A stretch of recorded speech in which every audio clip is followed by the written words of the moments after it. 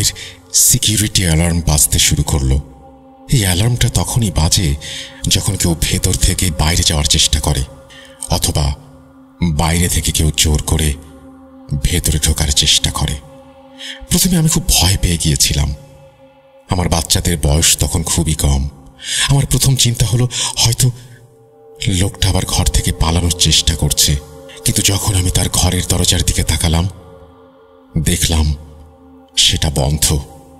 আমি দরজার কাছে গিয়ে একটু ফাঁক করে দেখলাম সে গভীর ঘুমে অচেতন।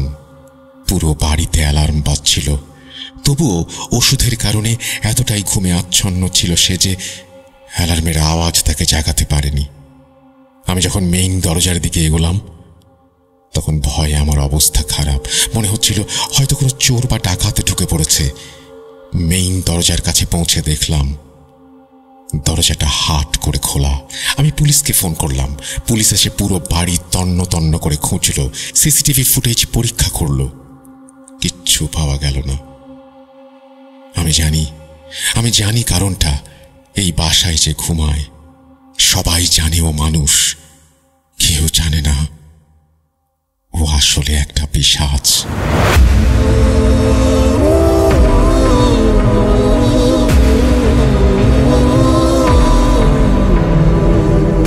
Bhoot.com presents Achinpur Haunted by Airtel.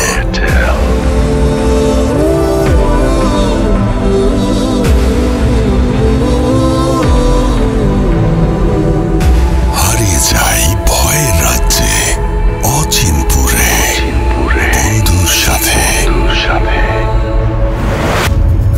Welcome back. আপনাদের সবাইকে স্বাগত জানাচ্ছি আমি রাসেল। আশা করছি আপনারা সবাই ভালো আছেন এবং ভালোর দলে আছেন।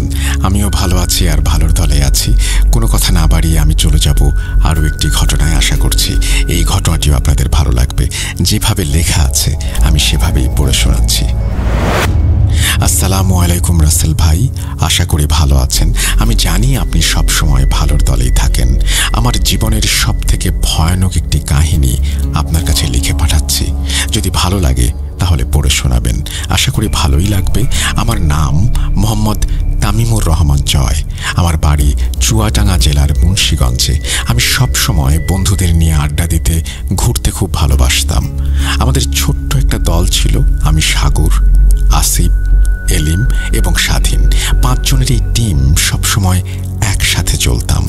শীতের সময় আমাদের একটা অভ্যাস ছিল, যেখানে ওয়াজ মাহফিল হতো সেখানে মেলা দেখতে যেতাম। গ্রামের মেলার রাতের পরিবেশটা আলাদা। প্রধান বক্তার বয়ান, মানুষের ভিড়, আলো ঝলমলে মাঠ আর মেলার দোকানের ঘ্রাণ, সব কিছুতে এক অন্য ধরনের টান ছিল। সেই রাতটা ছিল অন্যরকম। বিকেলে খবর পেলাম পাশের গ্রাম এনায়েতপুরে বড় মাহফিল বসেছে। গ্রামটা আমাদের থেকে বেশ খানিকটা দূরে হলেও আমরা ঠিক করলাম রাতেই যাব, কারণ আসল মজা হয় গভীর রাতে।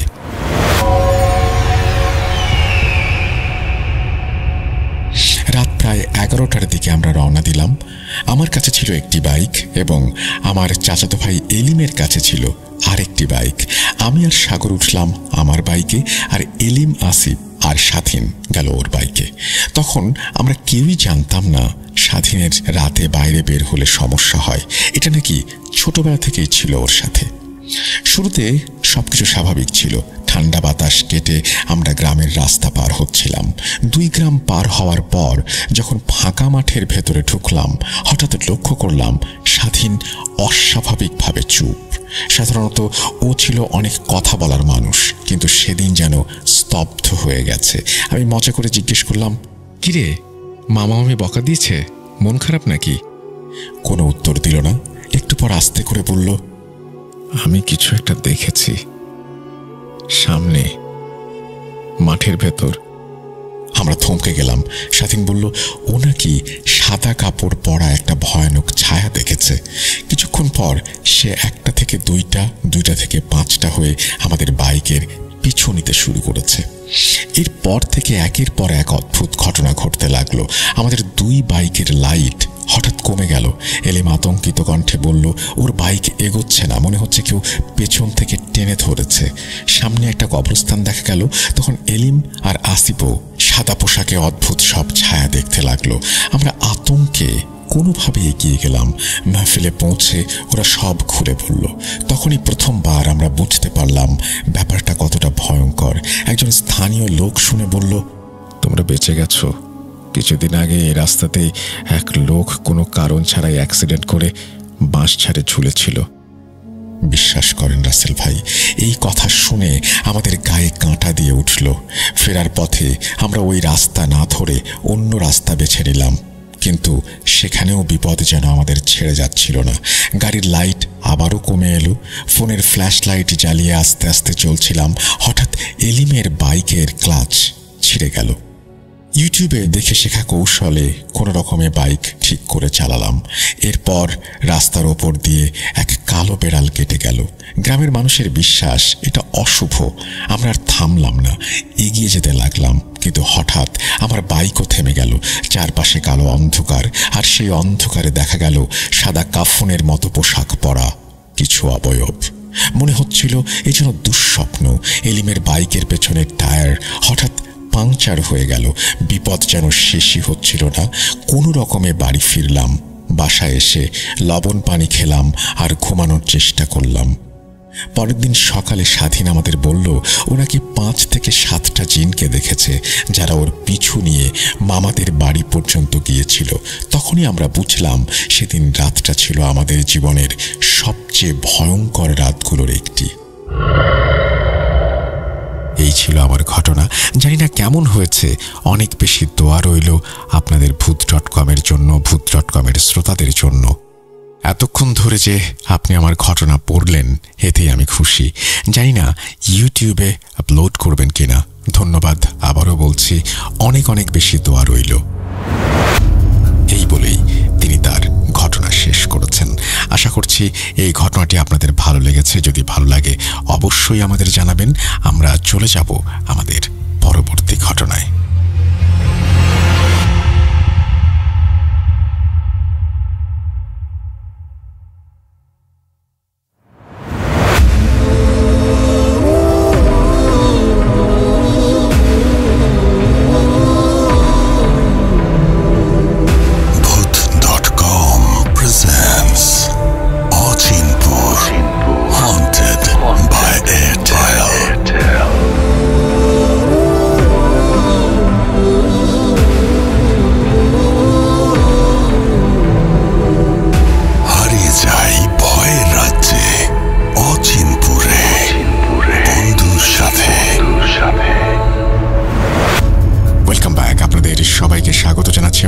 আশা করছি আপনারা সবাই ভালো আছেন এবং ভালোর দলে আছেন। আমিও ভালো আছি আর ভালোর দলে আছি। আমাদের পরবর্তী যে ঘটনা, সেই ঘটনাটির নাম অতৃপ্ত আত্মা, অর্থাৎ যিনি পাঠিয়েছেন সেই নাসিরউদ্দিন ভাই এই ঘটনাটির নাম দিয়েছেন অতৃপ্ত আত্মা। তিনি লিখছেন, আসসালামু আলাইকুম রাসেল ভাই, আমি নাসিরউদ্দিন। আমি আপনার শো অনেকদিন ধরে শুনি, কিন্তু আজকে প্রথমবার লিখছি। এই ঘটনাটা আমার নিজের জীবনের এমন 3 রাতের, যেটার পর আমি আগের মতো মানুষ আর নেই। এখনো মাঝরাতে ঘুম ভাঙলে সেই একই গন্ধ পাই, আতর, ধূপ আর ভেজা মাটির গন্ধ।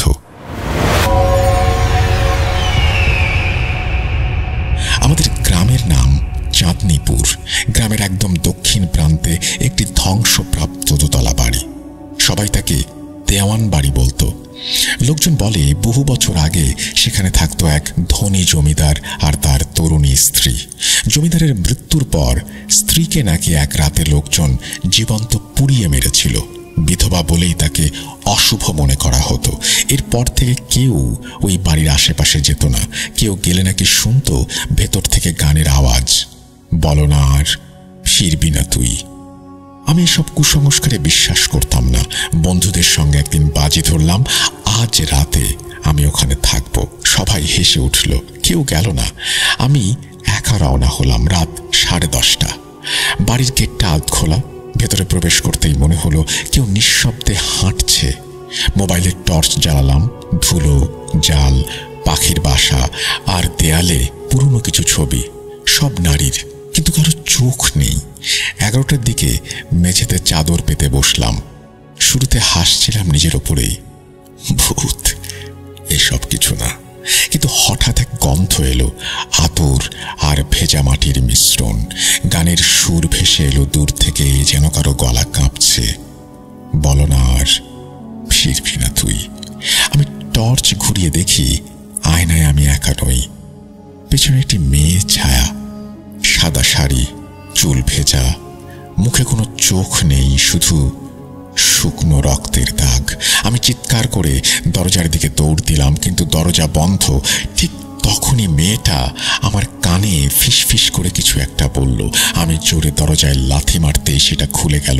বাইরে দৌড়িয়ে দেখি পূর্ণিমার আলোয় পুরো বাড়িটা কালো ধোঁয়ায় ঢেকে যাচ্ছে। কিভাবে যেন আমি বাড়ি ফিরে এলাম মনে নেই। পরদিন সকালে আমার গায়ে ছাই আর ধূপের গন্ধ। দ্বিতীয় রাত, আহ্বান। সেদিন থেকে আমি ঘুমোতে পারছিলাম না। চোখ বন্ধ করলেই সেই গানটা কানে বাজে। বুকের মধ্যে চাপা কাঁপুনি, যেন কেউ আমার নাম ধরে ডাকছে। পরের রাতে বৃষ্টি হচ্ছিল, তবুও আমি আবার গেলাম। কৌতূহল নাকি অভিশাপ জানি না। দেওয়ানবাড়ির ভেতরে ঢুকতেই দেখি আগের রাতের জায়গায় মাটিতে একটা ফুলদানি, তার ভেতর তাজা গাঁদা ফুল। কে রেখেছে? বাতাস থেমে গেল। ঘরে মোমবাতি জ্বলে উঠল। তার আলোয় দেখলাম ঠিক আমার সামনে দাঁড়িয়ে আছে সেই মেয়েটি। এইবার তার মুখ পরিষ্কার দেখা গেল। সুন্দর, কিন্তু চোখে দুঃখ। আমি কাঁপা গলায় বললাম, তুমি কে? সে ধীরে বলল, কেউ আমার নাম ধরে ডাকলেই আমি মুক্তি পাব। আমি জিজ্ঞেস করলাম, তোমার নাম কি? সে হাসল, তারপর ধোঁয়ায় মিলিয়ে গেল। ঘরে শুধু আতরের গন্ধ আর দূর থেকে সেই গানের সুর। আমি ভয়ে বাড়ি ফিরলাম, কিন্তু এবার মনে হচ্ছিল কি আমার পেছনে হাঁটছে। তৃতীয় রাত, নামের রহস্য। তৃতীয় রাতে আমি আর সহ্য করতে পারছিলাম না। নিজের মাথায় কণ্ঠস্বর শুনতে পাচ্ছিলাম। আমি আবার গেলাম, একা। দেওয়ানবাড়ির দরজা খুলে গেল নিজ থেকেই। ভেতরে মোমবাতি জ্বলছে, টেবিলে একটা পুরনো কাগজ, কাগজে কিছু একটা লেখা। ঠিক তখন পেছনে কারো নিঃশ্বাস শুনলাম। ঘুরে দেখি রুহি দাঁড়িয়ে, তার চোখে পানি, ঠোঁটে হালকা হাসি। সে এসে হাত বাড়ালো। আমি দ্বিধায় পড়লাম, কিন্তু না ডেকে পারলাম না। বললাম, রুহি। তারপর সব আলো নিভে গেল। চোখের সামনে শুধু আগুনের ঝলকানি, রুহির চিৎকার আর একটা দম বন্ধ করা গন্ধ, পোড়া মাংসের। আমি জ্ঞান হারালাম। শেষ রাত, মিলন না মুক্তি। চোখ খুলে দেখি আমি আমার নিজের ঘরে। কেউ আমাকে বাড়িতে ফিরিয়ে এনেছে। আমি জানি না কে। ঘড়ি দেখলাম, রাত তখন 3:17। মোবাইলে একটা রেকর্ডিং প্লে করতেই আমি নিজের গলা শুনলাম। তারপর একটা নারী কণ্ঠ, আমি। তারপর নীরবতা। আজও আমি আয়নায় তাকাতে ভয় পাই, কারণ মাঝে মাঝে দেখি আমার মুখে অন্য কারো ছায়া। ভেজা চুল, চোখ নেই, ঠোঁটে হাসি আর পেছন থেকে ভেসে আসা গানের সুর। এখানে যিনি ঘটনাটি লিখেছেন তিনি এখানেই ঘটনাটি শেষ করেছেন। আমি শুধুমাত্র একটা জিনিস বলবো, সেটা হচ্ছে আপনি যে ঘটনাটি লিখেছেন এই ঘটনার মধ্যে সেই মেয়েটি আপনাকে যে রুহি নামটা বলেছিল কিনা, নাকি রুহি অন্য কেউ, সেই ব্যাপারটা যদিও পরিষ্কার নয়। একইভাবে কাগজে কি লেখা ছিল সেটাও আপনি বলেননি। এই জিনিসগুলো যদি উল্লেখ থাকতো তাহলে হয়তো আরও ভালো হতো। আর তিনি যেটা বলেছেন যে এটা একটা তার এলাকার ঘটনা, সো আমরা ঘটনাটি পড়ে শোনালাম। আশা করছি যারা শুনেছেন তাদের ভালো লেগেছে। আমরা চলে যাব আমাদের পরবর্তী ঘটনায়।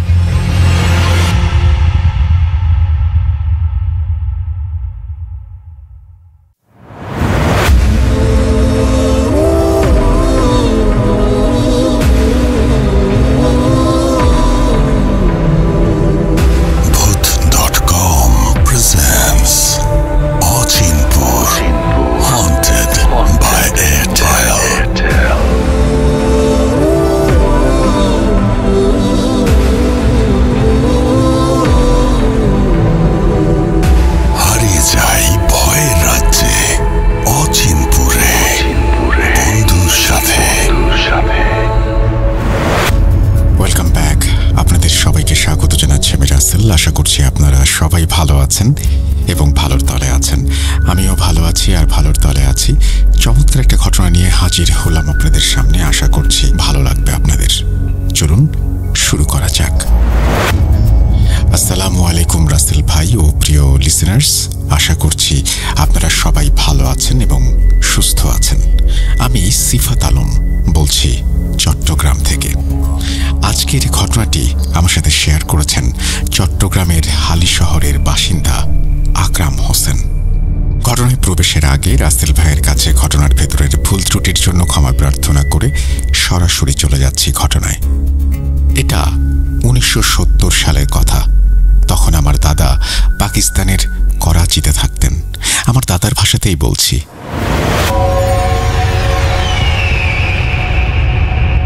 করাচিতে ফিডার তৈরির একটা কারখানা ছিল আমাদের। কারখানায় তৈরি ফিডার সারা পাকিস্তানে চলত। সে সময় বাংলাদেশকে বলা হতো পূর্ব পাকিস্তান আর পশ্চিম অংশকে বলা হতো পশ্চিম পাকিস্তান। বাস্তবে আজ যে দেশগুলো আলাদা, তখন কিন্তু এক দেশেরই অংশ ছিল। আমাদের বেশিরভাগ মালামালই পশ্চিম পাকিস্তানের বিভিন্ন জেলায় যেত। প্রতি 3-4 মাস অন্তর ওইদিকে যেতে হতো টাকার হিসেব নিতে, বকেয়া তুলতে, নতুন অর্ডারের ব্যাপারে ঠিকঠাক করতে। একদিন আমার ভাইরা ঠিক করলাম এত বারবার যাতায়াতের চেয়ে ওই পাশেই একটা ফ্যাক্টরি যদি সেট আপ করি, তাহলে এই ভেবে আমি সেখানে যাই। সে সময় আমার চোখে পড়ে এক বাঙালি মেয়ে। প্রথম দেখায় অদ্ভুত এক টান অনুভব করেছিলাম। মনে হলো যদি বিয়ে করি ওকেই করব, না হলে বিয়ে করার কোনো মানেই হয় না। অনেক কথাবার্তা, মান অভিমান, পরিবারকে বোঝানো, আত্মীয় স্বজনের নানান মতামত সব পেরিয়ে অবশেষে মনটা স্থির হলো। কিন্তু ঠিক তখনই অবস্থার পালাবদল। হঠাৎ সব ছেড়ে ছুড়ে আমাকে করাচিতে ফিরে আসতে হলো। তারপর দেশ 2 ভাগে বিভক্ত হলো। তবু আমার মন থেকে সেই বাঙালি মেয়ের সঙ্গে বিয়ে করার ইচ্ছেটা একটুও কমেনি, বরং দিনকে দিন আরো দৃঢ় হয়েছে। বড় স্বপ্ন, বড় দুঃসাহস, বড় কষ্ট। অবশেষে অনেক কষ্ট আর অনেক চেষ্টার মাধ্যমে আমি সেই মেয়েটিকে বিয়ে করতে পারলাম। বিয়ের পর তার পুরো পরিবার করাচিতে আমাদের কাছে চলে এসেছিল। প্রায় 1 মাস ধরে নানান হাঙ্গামা, কাগজপত্র, ওঠা বসা, আত্মীয় স্বজনের আসা যাওয়া সব চলল। তারপর এক সময় তারা বাংলাদেশে ফিরে গেল। একটা কথা বলি আপনাদের, আমার কাছে মনে হয় জীবনটা যেন হিমালয় টপকানোর মতোই। কষ্টের পথে হাঁটতে হাঁটতে অনেক কিছুই শেখা যায়। করাচির থেকে ইসলামাবাদ পর্যন্ত গাড়ি চালিয়ে যাওয়ার মতো দুঃসাহসও করেছি আমি। আমার অভ্যাস হয়ে গিয়েছিল এটা। সেই অভ্যাসে এবং কাজের সুবিধায় আমি রাতেই রওনা দেওয়ার সিদ্ধান্ত নিয়েছিলাম প্রতিবার। ইসলামাবাদ থেকে যখন আমরা রওনা দিলাম তখন রাত 10টা। গ্রীষ্মকাল চলছে, গরমে দম বন্ধ হওয়ার মতো বাতাস। তবু পাহাড়ি এলাকায় ঢুকলেই ঠান্ডার টান পড়ে। আমি জীবনে প্রথমবার পাহাড়ি এলাকায় গাড়ি চালাচ্ছি। সাথে বউ ছিল। তার আগে এমন পথ দিয়ে যাওয়ার কোনো অভিজ্ঞতা ছিল না। কারণটা স্পষ্ট, অচেনা পথ, অন্ধকার রাত, এক পাশে উঁচু পাহাড়, আরেক পাশে খাড়া খাদ। আমাদের মুখে সেই ভয়টা স্পষ্ট দেখা যাচ্ছিল। মনে হচ্ছিল যেন আমরা কোনো কাজে যাচ্ছি না, বরং যুদ্ধ করতে চলেছি। ভয়ের চোটে শুরুতে আমরা খুব বেশি কথা বলিনি, শুধু মনে মনে আল্লাহকে ডেকেছিলাম যেন দ্রুত নিরাপদে গন্তব্যে পৌঁছে যাই। শুরুতে ভয় কিছুটা সহনীয় ছিল। শহর পেরিয়ে যত ভেতরে ঢুকছিলাম, রাস্তা তত নীরব আর তত ভীতিকর হয়ে উঠছিল। কোথাও কোথাও রাস্তা যেন হঠাৎ থেমে গেছে, আবার নতুন করে শুরু হয়েছে। ডান দিকে গা ঘেঁষে উঁচু পাহাড়, ওপর দিকে তাকালেই মনে হয় পাহাড়ের গা থেকে যেন কিছু একটা খসে পড়বে। বামে তাকালে নিচে কালো অন্ধকার। সেই খাদকে মনে হয় চোখে না দেখলেও আকারে বুঝতে পারি। আপনারাই ভাবুন, প্রথমবার পাহাড়ি রাস্তায় গাড়ি চালাচ্ছি, সাথে আমার বউ। 2 জন মাত্র মানুষ। দিনের বেলাতেও যেখানে লোকজন ভয়ে ভয়ে যায়, আমি সেখানে রাতের নিবিড় অন্ধকারে গাড়ি চালাচ্ছি। গতি খুব ধীরে রেখেছিলাম, প্রায় হামাগুড়ি দেওয়ার মতো। মনে হচ্ছিল হেডলাইটের ছোট্ট আলোকে টেনে টেনে পথ উঠে আসছে। অনেকক্ষণ কোনো গাড়ি দেখিনি, রাস্তা যেন আমাদের জন্যই খালি। এরকম একটা সময় হঠাৎ একদম কাছে কোথাও প্রচণ্ড বিস্ফোরণের মতন শব্দ হলো। জমাট নীরবতা কেটে বজ্রপাতের মতো আওয়াজ। সঙ্গে সঙ্গে গাড়ি ঝাঁকি খেল, স্টিয়ারিং কাঁপল, গাড়ি বেখাপ্পা হয়ে পড়ল। আমি দ্রুত সাইডে নিয়ে থামালাম। নেমে দেখে বুঝলাম টায়ার পাংচার। আমি গাড়িতে ফিরে এসে বললাম, দেখো, এটাই বাকি ছিল। গাড়ির ভেতরে যন্ত্রপাতি আছে, কিন্তু বদলানোটা আমি পারি না।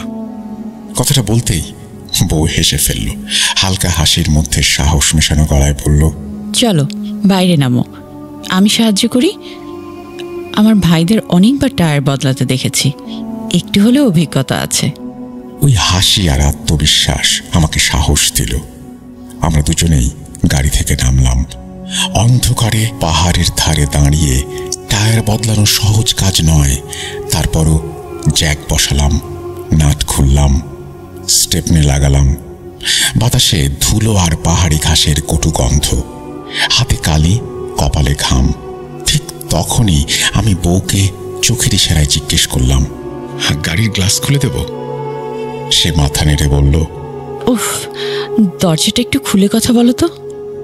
ঠিক সেই সময় পাশের দরজায় শক্ত করে কেউ কড়া নাড়ল, এমন কড়া যেন তেড়ে আসছে। আমি তাকিয়ে দেখি সামনে একটা মেয়ে দাঁড়িয়ে। প্রথম দেখাতেই অস্বস্তি লাগলো, কারণ তার পোশাক আমাদের কাছের পরিচিত স্টাইলের নয়। পাকিস্তানের অনেক জায়গায় মহিলারা যেমন ঘোমটা টেনে রাখেন, রাজস্থানের কিছু এলাকায়ও সামনে থেকে মুখ পুরো ঢাকা থাকে। এই মেয়েটির পরনেও তেমনই এক চাদর, মুখ দেখা যায় না। হঠাৎ অচেনা পাহাড়ি রাস্তায় এমন রাতে এমন পোশাকে এক মেয়েকে দেখলে যে কেউ চমকে উঠবে। আমি ধীরে ধীরে বউকে বললাম, দরজা একটু খুলতে। বউ ইশারায় বলল, দরজাটা খোলো, জিজ্ঞেস করো আসলে ব্যাপারটা কি। দরজা খুলতেই মেয়েটি এক অদ্ভুত টানা উচ্চারণে জিজ্ঞেস করল, তোমরা এখানে কি করছো? তার উর্দু এমন যেন পাঠানদের টান লাগা গলায়। আমি জিজ্ঞেস করতে চেয়েছিলাম, আপনি এত রাতে এই সময় এখানে কেন? কিন্তু থেমে গেলাম, ভদ্রতাটুকু ধরে রাখলাম। বললাম, আমরা কাজে যাচ্ছি, টায়ার পাংচার হয়ে গেছে। সে যেন গম্ভীর হয়ে বলল, রাতে এখান দিয়ে কেন যাচ্ছ? তোমার সঙ্গে তো একজন মহিলাও আছে। রাতের রাস্তা নিরাপদ না, এই পথ ঝুঁকিপূর্ণ। আমি বললাম, প্রথমবার আসছি, জানতাম না এত ভয়ঙ্কর হবে। সে আবার সতর্ক করল। কথাগুলো যত না ছিল সতর্কবাণী, তার চেয়েও বেশি ছিল অদ্ভুত। এরপর সে হঠাৎ ডান দিকে সরে নিচের দিকে নেমে গেল। আমি ভাবলাম হয়তো নিচে কোনো জনবসতি আছে। পাহাড়ি রাস্তার ঢালে গা ঘেঁষে ছোট বড় ঘর থাকে, আলোর বিন্দু চলে। ওদিকে তাকিয়ে আমি বেশি ভাবিনি। আমরা তাড়াতাড়ি টায়ার বদল শেষ করলাম, কিন্তু গাড়িতে ওঠার সময় কৌতূহল হলো, মেয়েটা গেল কোথায়? রাস্তার ধার ধরে নামার কোনো সিঁড়ি বা পথ কি ছিল? আমি একটু এগিয়ে গিয়ে তাকালাম, আর যা দেখলাম তাতে গায়ে কাঁটা দিয়ে উঠল। যেদিকে সে নেমেছিল ওটা কোনো পথই নয়, ওটা সোজা খাদ। পাহাড়ের গা ঘেঁষে এমন ঢাল যে একজন মানুষ পা রাখার জায়গাও পাবে না। মনে হলো যদি সোজা রাস্তা ছেড়ে নামতে যায় এক নিমেষে খাদে পড়ে যাবে। বউ জিজ্ঞেস করলো, কি হলো? ওই মেয়েটা তো একেবারে খাদে নেমে গেল। সেখানে তো পা রাখারও জায়গা নেই, পথও নেই। দূর, তুমি হয়তো ভুল দেখেছো, ও হয়তো অন্য কোনো পথে চলে গেছে। দূর থেকে মনে হচ্ছে খাদ। না, আমি নিজের চোখে দেখেছি, ঠিক এখান দিয়ে নেমেছিল। বউ আর কথা বাড়ালো না, বলল, যেখানে খুশি যাক, আমাদের কাজ গাড়ি চালানো আর দ্রুত পৌঁছানো। এখানকার কথায় মন দিলে চলবে না। আমি গাড়ি স্টার্ট দিলাম। আমরা আবার পথে বেরিয়ে গেলাম। কিছু দূর যেতেই বাম পাশে ছোট একটা ঘর চোখে পড়ল। দেখতে যেন মাজার বা ছোট মসজিদের মতো। মাথার উপর ছোট গম্বুজ, সামনে প্রদীপের মতো আলো জ্বলছে কাঁপা কাঁপা। মনে হলো ঈশার নামাজ পড়ে নেই, কখন আবার সুযোগ পাই কে জানে। না পড়লে হয়তো নামাজ কাজা হয়ে যাবে। আমি গাড়ি সাইডে পার্ক করলাম। বউকে বললাম, স্টিয়ারিং ধরে বসে থাকো, কোনো সমস্যা হলে হর্ন বাজাবে, আমি তাড়াতাড়ি নামাজ পড়ে চলে আসছি। ঠিক আছে, আমি দরজা লক করে রাখছি। আমি ভেতরে ঢুকে নামাজ শুরু করলাম। সেজদায় মাথা রাখতেই বাইরে থেকে হর্ন বাজানোর আওয়াজ শুরু হলো। প্রথমে একবার, তারপর একটু বিরতি দিয়ে আরো জোরে, যেন হাত কাঁপছে, তাড়া আছে এমন হর্ন। তখন আর নামাজ শেষ করার মতো মানসিকতা রইল না। আমি নামাজ ভেঙে তাড়াতাড়ি বাইরে বেরোলাম। বেরিয়েই দেখি গাড়ি ফাঁকা। আমি যেন এক ফাঁকা রাস্তায় দাঁড়িয়ে আছি বলে মনে হলো, অর্থাৎ মূল সড়কের ধারে। গাড়ি যেখানে রেখেছিলাম সেখানেই আছে, কিন্তু ভেতরে কেউ নেই। আমি রাস্তার দিকে, পাহাড়ের দিকে, অন্ধকারের দিকে, সব দিকে তাকালাম। মনে হলো সামনে থেকে কেউ আসছে। কে? কাছাকাছি এলে চেনা শাড়ির আঁচল চোখে পড়ল। হ্যাঁ, আমার স্ত্রী।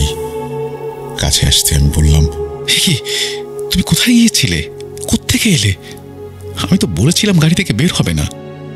ঠিক তখনই অবাক করা ব্যাপারটা ঘটল। সে এমন এক নারীর কণ্ঠে কথা বলল যে কণ্ঠ আমাদের কাছে সম্পূর্ণ অচেনা। টান টান উচ্চারণ, ভাঙা ভাঙা উর্দু। সে বলল, আমি তো বলেছিলাম এই রাস্তা নিরাপদ নয়। স্ত্রী সঙ্গে নিয়ে রাতে এখানে থামা কি ঠিক? একদম না। আমি হতভম্ব। ঠিক তখনই পেছন দিক থেকে একটা ডাক কানে এলো, শুনছো? আমি ঘুরে তাকালাম। গাড়ির পাশে আমার স্ত্রী দাঁড়িয়ে, অর্থাৎ একজন সামনে, একজন গাড়ির পাশে। আমি পুরোটা দেখতে ফের ঘুরলাম, কিন্তু এখন আমার সামনে একজনই ছিল, সেখানে আর কেউ ছিল না। মুহূর্তেই গায়ে কাঁটা দিয়ে উঠল, দম বন্ধ হয়ে আসছে। আমি দৌড়ে গাড়ির দিকে গেলাম, গাড়ির দরজা খুলে বললাম, দ্রুত ওঠো। বউ উঠে বসতে জিজ্ঞেস করলো, আরে এত ঘাবড়ে গেলে কেন? তুমি কোথায় গিয়েছিলে? পেছনে বাথরুম ছিল, ওদিকে গিয়েছিলাম। তুমি কি হর্ন বাজিয়েছিলে? না, আমিও তো হর্ন শুনেই বাইরে এলাম। মনে হয় আমরা বড় ভুল করেছি। রাতেই এই পথে বেরিয়ে পড়া উচিত হয়নি। ইসলামাবাদে কারোর সঙ্গে আগে কথা বলে নিলে ভালো হতো। সামনে কি আছে কে জানে। 1 ঘন্টার পথ আমরা পেরিয়ে এসেছি। এখন ফিরে যাওয়াও ঝুঁকিপূর্ণ, এগোনোও ঝুঁকিপূর্ণ। তবু সিদ্ধান্ত নিলাম গতি একটু বাড়াবো, কারণ খুব ধীরে গেলে মনে হচ্ছিল বিপদ আরো ঘনিয়ে আসছে। অজানা ভয়ের এক ঘন কুয়াশা চারপাশে নেমে এসেছে। মনে হচ্ছে বড় একটা কিছু ঘটতে চলেছে। আর সত্যিই একটু পরেই সেটাই হলো, যা হওয়ার কথা ছিল। আমরা একটা ঢাল পেরোচ্ছিলাম। রাস্তার মাঝ বরাবর বড় বড় পাথর পড়ে আছে। গাড়ির গতির সঙ্গে সঙ্গে চাকার নিচে পাথর ধাক্কা খেয়ে খচখচ শব্দ করছে। থামতেই হলো। গাড়িটা একেবারে পাথরের কাছে দাঁড় করালাম। বোঝা গেল এগুলো সরানো ছাড়া উপায় নেই। কিন্তু একটি মানুষ বা দুজন মানুষের পক্ষে এই ভারী পাথরগুলো সরানো সম্ভব নয়। আমি গাড়ি থেকে নামলাম, দূর দিগন্তে তাকালাম, শ্বাস গোছালাম, মনে মনে হিসাব করছি কোনটা সরালে গাড়ি পাশ কাটাতে পারবে। আরও মনে হলো এই পাথরগুলো এমন নিখুঁতভাবে রাখা যেন কেউ ইচ্ছে করে রেখেছে। প্রকৃতির এলোমেলো ধস হলে এমন করে মাঝখানে এক সারি পাথর এসে পড়ে না, ইচ্ছাকৃত মনে হচ্ছে। এমন ভাবনার মধ্যে পাহাড়ের গা থেকে আওয়াজ এলো। তারপর টুপ টুপ করে নামলো 5-6 জন লোক, মুখে কাপড় বাঁধা, কারো হাতে লাঠি, কারো হাতে ধারালো কিছু, কারো হাতে টর্চ। একজন এসে আমার জামার কলারে হাত দিল, ধাক্কা দিয়ে সরিয়ে রাখলো। আর একজন গাড়ির ভেতরে হাত ঢুকিয়ে খুঁজতে লাগলো। আরেকজন বউকে বলল, গহনা খুলে দাও। অচেনা ভাষায় তারা নিজেদের মধ্যে কথা বলছিল, ঠিক বুঝতে পারছিলাম না। তবু ভয় পেতে শব্দ বা ভাষা বুঝতে হয় না। কিছুক্ষণ পর তাদের একজন আমাদের দিকে ফিরল, বাংলার মতো মিশ্র উচ্চারণে উর্দুতে বলল, আমরা তোমার বউকে নিয়ে যাচ্ছি, সকালে ওকে এখানেই ফেরত দেব। যদি পুলিশের কাছে যাও বা কাউকে বলো, আমরা ওকে মেরেও ফেলতে পারি। এই কথা শুনে আমার বুকটা কেঁপে উঠল। তাদের একজন বউয়ের হাত ধরে টেনে তুলতে গেল। বউ চিৎকার করে উঠল, আল্লাহ, আমাকে বাঁচাও। আমি জানি না কোথা থেকে শক্তি এলো। যে লোকটা আমার জামা জাপটে ধরেছিল তাকে ধাক্কা দিয়ে সরাতে চাইলাম, সরল না। আমাকে এমন শক্ত করে চেপে ধরল যেন আমারই শ্বাস বন্ধ হয়ে যাবে। ধস্তাধস্তিতে কাঁধে আঁচড় লেগে গেল, জ্বালা করছে। বউকেও তারা রাস্তার ধারে টেনে নিচ্ছে। আমার চোখ ঝাপসা, মগজে শুধু একটাই কথা ঘুরছে, আল্লাহ আমাদের বাঁচান। আমি মনে মনে দোয়া পড়তে লাগলাম। ঠিক তখনই মনে হলো যেন গাড়ির পেছনে কেউ দাঁড়িয়ে আছে। ডাকাতদের একজন পাহাড়ের দিকে তাকালো, যেন কারো পদশব্দ টের পেয়েছে। পাহাড়ের গা থেকে বিশাল একটা পাথর গড়িয়ে এলো, কিন্তু গড়িয়ে আসা নয়, যেন কেউ ছুঁড়ে দিয়েছে। ধূপ করে এসে পড়ল ডাকাতদের একজনের ওপরে। এতটাই ভয়াবহ আঘাত যে সে সোজা পাথরের নিচে চাপা পড়ে গেল। দৃশ্যটা আমার চোখের সামনেই ঘটল। বাকিরা এক মুহূর্তে স্তব্ধ। তারপর যা হয়, তারা ছুটে পালালো যে যার মতো অন্ধকারের দিকে। আমাদের গা থেকে সেই দম চাপা হাত সরে গেল। আমি ছুটে গিয়ে বউকে ধরে রাস্তার ধারে বসালাম। শ্বাস প্রশ্বাস স্বাভাবিক করার চেষ্টা করছি। বউ কাঁপছে। কাঁধে হাত রেখে বললাম, চলো উঠে বসো, এখনই বেরিয়ে যাই। ঠিক তখনই এমন এক কণ্ঠস্বর কানে এলো যে আমি চিনে ফেললাম। সে বলল, দ্রুত এখান থেকে বেরিয়ে যাও। কণ্ঠটা সেই চাদর ঢাকা মেয়েটির। তার উচ্চারণ, কথার তাল, তার ভাঙা উর্দুর টান সব এক। হাজার কণ্ঠের মাঝেও আমি ওটাকে আলাদা করে চিনতে পারি। আমি এক সেকেন্ড দেরি করলাম না। বউকে ধরে গাড়িতে তুলে বসলাম। স্টার্ট দিলাম, গাড়ি ঘুরিয়ে দিলাম ইসলামাবাদের দিকে। যেভাবে সম্ভব, যতটা দ্রুত সম্ভব। পাহাড়ি বাঁক, ওপরে ওঠা, নিচে নামা, চাকা মাটি ছুঁয়ে চলা, সবই এক টানে। পেছনের আয়নায় এক ঝলক দেখতে পেলাম রাস্তার ধারে দাঁড়িয়ে আছে সেই মেয়েটি। তার মুখ তখনও ঘোমটার আড়ালে। আজও যখন এই কথাগুলো মনে করি, আমার বুক কেঁপে ওঠে।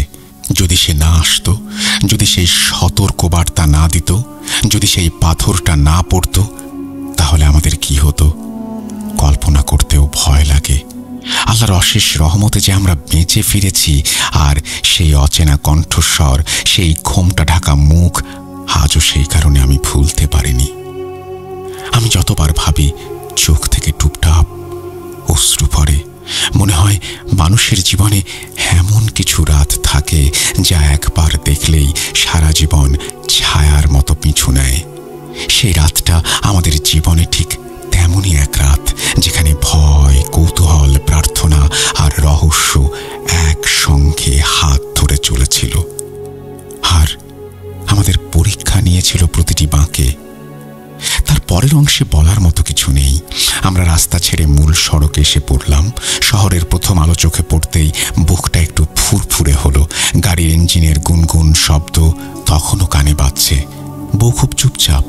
আমি কিছু বলিনি, শুধু স্টিয়ারিং শক্ত করে ধরেছিলাম। আমরা দুজনেই জানতাম সেই রাতটা আমাদের জীবনের গল্পে এক অদ্ভুত অধ্যায় হয়ে থাকবে। আলাদা করে কারো কাছে প্রমাণ করার কিছু নেই। আমরা যা দেখেছি, যা শুনেছি, তা কেবল আমাদেরই দেখা, আমাদেরই শোনা। কিন্তু তাতে কি সত্য কমে যায়? না, বরং সেই অনুভূতির রং আরো গাঢ় হয়। আমি আপনাদের কাছে বলি, আপনারাই বিচার করুন। আমরা কি কেবল ভয় পেয়েছিলাম, নাকি সত্যি অদ্ভুত কোনো এক রহস্যে নিজেদের জড়িয়ে ফেলেছিলাম? মোটামুটি এই হচ্ছে ঘটনা। এটা বলেই সিফাত আলম তার ঘটনা শেষ করেছেন। আশা করছি এই ঘটনাটি আপনাদের ভালো লেগেছে। যদি ভালো লাগে অবশ্যই আমাদের জানাবেন। আমরা চলে যাব আমাদের পরবর্তী ঘটনায়।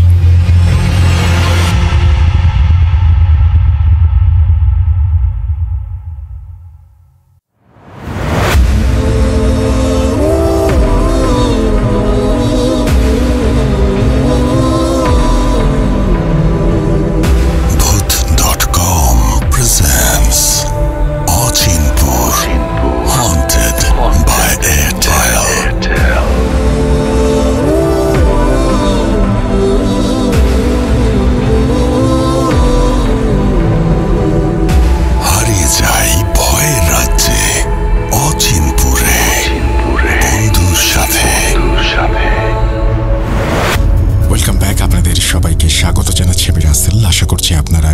ভালো আছেন এবং ভালোর তলে আছেন। আমিও ভালো আছি আর ভালোর তলেই আছি।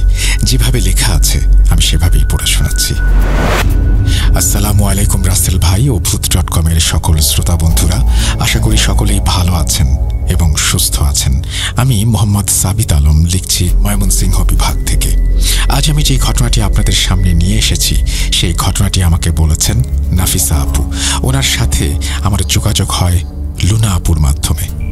আজ আমি আর কথা না বাড়িয়ে সরাসরি চলে যাব নাফিসা আপুর ঘটনায়। ঘটনাটি উনি আমাকে যেভাবে বলেছেন আমি ঠিক সেভাবেই আপনাদের সামনে উপস্থাপন করছি এবং অনিচ্ছাকৃত ভুল ত্রুটির জন্য রাসেল ভাই এবং আপনাদের নিকট ক্ষমা প্রার্থনা করছি। বলছেন নাফিসা আপু। আসসালামু আলাইকুম, কেমন আছেন আপনারা? আমার নাম নাফিসা, আর আজ আমি আপনাকে যে ঘটনাটি বলতে যাচ্ছি সেটি আমার জীবনের এক অন্ধকার সত্যি। আমার বিয়ে আজ থেকে প্রায় 10 বছর আগে হয়েছিল। ঠিক কেমন পরিস্থিতিতে হয়েছিল আর কার সঙ্গেই বা হয়েছিল সেটা বলে সময় নষ্ট করব না। সত্যি বলতে ব্যাপারটা এমন ছিল যে আমি এই মানুষটিকে বিয়ে করতে একেবারেই ইচ্ছুক ছিলাম না। আমাকে জোর করে এই ব্যক্তির সঙ্গে বিয়ে দেওয়া হয়েছিল, যেমনটা অনেক মেয়েই সাধারণত তাদের পরিবারের চাপের মুখে পড়ে করে ফেলে। মানুষটা ছিল ভীষণ রুড, অহংকারী আর এক কথায় বন্য স্বভাবের। আমি যতই মানা করি না কেন কোনো লাভ হয়নি। বাগদান সম্পন্ন হয়ে গেল এবং বিয়ের পর আমি কানাডায় চলে এলাম। কানাডায় এসে আমি বুঝতে পারলাম আমি তাকে যতটা খারাপ ভেবেছিলাম সে আসলে তার চেয়ে কয়েকশো গুণ বেশি নিকৃষ্ট একজন মানুষ। সে কারোর সঙ্গেই ভালোভাবে মানিয়ে চলতে পারত না, নিজের পরিবারের সঙ্গেও না, মা বাবার সঙ্গেও না, এমনকি অফিসের সহকর্মীদের সঙ্গেও তার বনিবনা হতো না। সে ছিল একদমই অদ্ভুত ধরনের একজন মানুষ। মাঝে মাঝে তো আমার তাকে মানসিক বিকারগ্রস্ত রোগীও মনে হয়েছে। মুখে যদিও সে বড় ধার্মিকের ভান করত, কিন্তু তার সবচেয়ে বড় ঘাটতি ছিল ইখলাকের, যা আমাদের ইসলামে সবচেয়ে গুরুত্বপূর্ণ একটি দিক। এই লোকটির নৈতিকতা বোধ বলতে কিছু ছিল না। এই কারণেই তার শত্রুর কোনো অভাবও ছিল না। যার সঙ্গেই তার দেখা হতো তাকেই শত্রু বানিয়ে ফেলাটা ছিল তার স্বভাব। তার কারণে প্রতিবেশীরা যেমন শান্তিতে ছিল না, তেমনি তার বোনেরাও তার মতোই নিকৃষ্ট আচরণের ছিল। সে যতটা দুষ্টু প্রকৃতির ছিল তার বোনেরা ছিল তার চেয়েও বেশি। পরে আমি জানতে পারি তার বোনেরা জাদুবিদ্যা চর্চা করত। আমি যেমনটা বলেছিলাম আগেই, তার আচরণ শুধু আমাদের সঙ্গে নয়, বাইরের সবার সঙ্গে অত্যন্ত খারাপ ছিল। সবাইকে অপমান করা আর গালিগালাজ করাটা ছিল তার নিত্যদিনের অভ্যাস। এমনকি আমাদের সন্তান হওয়ার পরে সে ঘরটাকে একটা কারাগারের মতো পরিবেশে পরিণত করেছিল। আমরা তার চেহারা দেখলেই ভয় পেতাম।